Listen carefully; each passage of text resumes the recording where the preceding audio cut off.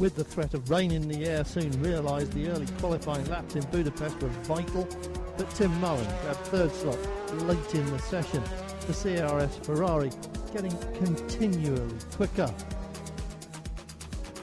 Alvaro Barber Lopez proved the strength of the AF Corsa entry with second spot for the number 51 car.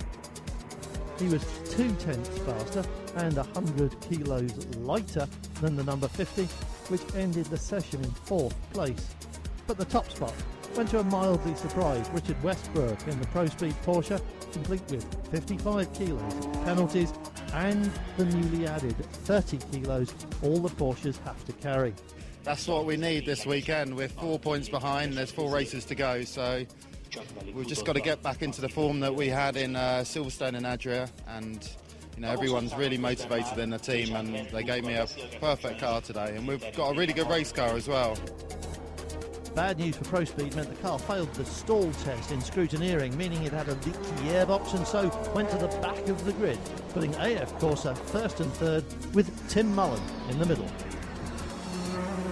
When the GT1 cars came out on track, the sun was beginning to shine, and this was a very intense session. Early fast man Enrique Benaldi in the Corvette slowly eased back to second and then finally third place. Just ahead of him, unable to make a late charge deliver to the full, was Carl Wendlinger. The Celine looking composed and strong on this circuit, but just not quite as quick on one lap as the pole man. Who was Alex Muller, Vitafone's new star find, showing once again that anyone who secures his services for next year can expect to be right at the sharp end in racing as well as in qualifying. The Maserati was perfect. The guys did a perfect job. Well, the setup was great. Otherwise, we would be not able to beat the Saline. So I'm pretty happy, and yeah, we'll see how the race goes tomorrow.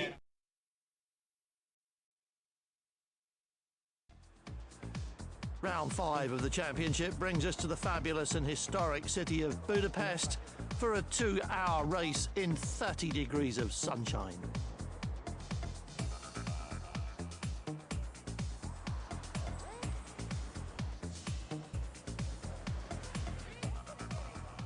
Alex Muller took pole position for Vitafone Maserati with 2 ex-Formula 1 drivers right behind him. Carl Wendlinger in the silver number 14 Celine, and Enrique Benaldi at the wheel of the green and yellow Sangari Team Brazil Corvette, and there's another 20 cars behind them. The start was always going to be dramatic, and so it proved when 1 o'clock on Sunday afternoon came round. Suddenly they were 5 wide heading into turn 1, the Luc Alphand and SRT Corvettes joining the mix, with 2 more Maseratis charging forwards as Muller got mugged by Benaldi and Wendlinger. With his new teammate now on his tail as well, Muller followed the leaders into lap 1, the whole field strung out on the narrow and twisty circuit.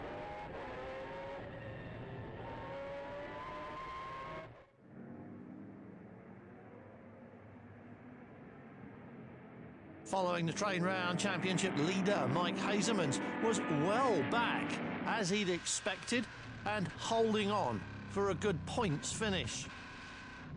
Then Muller launched an unlikely move down the inside at turn 1, clattering the curbs as he went through, and the Corvette, and then the Celine, but doing the worst damage to the front end of his own Maserati. It would have been brilliant if it had worked, but Benaldi moved across to take his line and close Wendlinger out, and never saw Muller until the Maserati arrived at his elbow, and then Wendlinger couldn't avoid him either. With the Maserati out, Benaldi was still P1, and Wendlinger had fought his way back from 9th place up to 4th again. And then he was forced off at the chicane and had to do the whole recovery drive thing again. This time, he'd have to come back from 7th place.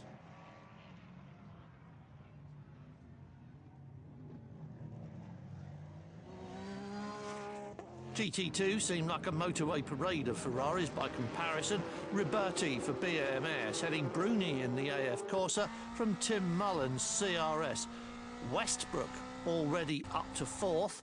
Target, the championship leader, in 2nd spot, but not finding it easy to get past Mullen.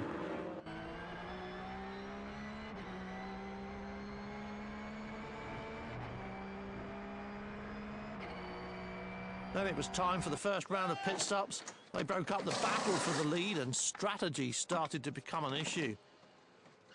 Tyre degradation on the abrasive racetrack meant not everyone could get away with just one tyre change in GT2 or GT1, so slick work on the wheel guns was going to be an essential part of the result.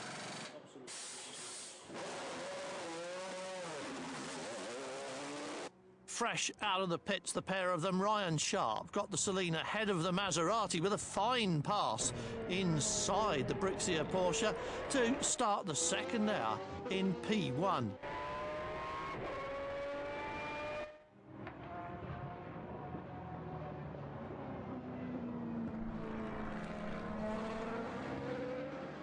Enrique Bernoldi wasn't quite so lucky trying to get past Mike Hazeman in exactly the same place, but there was no harm done to either car.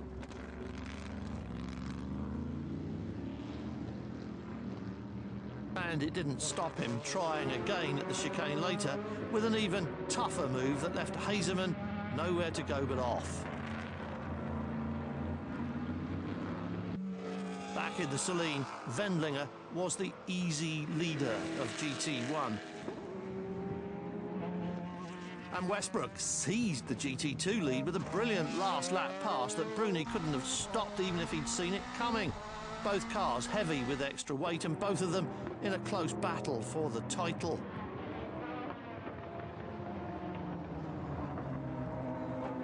The replay doesn't quite do it justice. The Porsche locked up and sliding before Westbrook got it turned. Wendlinger gave his team another checkered flag in their first GT season. The first was at Silverstone on their championship debut, but they've had a few problems since then, so this was a return to form very much.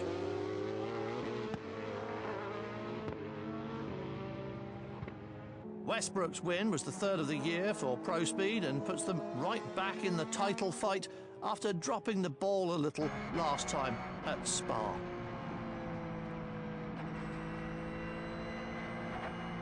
But the championship celebrations were soon dampened by more than champagne. Post-race scrutineering saw the Saleen fail the stall test. That's designed to check the integrity of the engine intake air restrictor. It failed, it was disqualified, so Bartels and Bertolini got the win, as well as a useful leg up in their championship battle with the Corvette of Hazeman and Kumpen on their way to the next round. That'll be at the new circuit of the Algarve in Portugal in 3 weeks' time.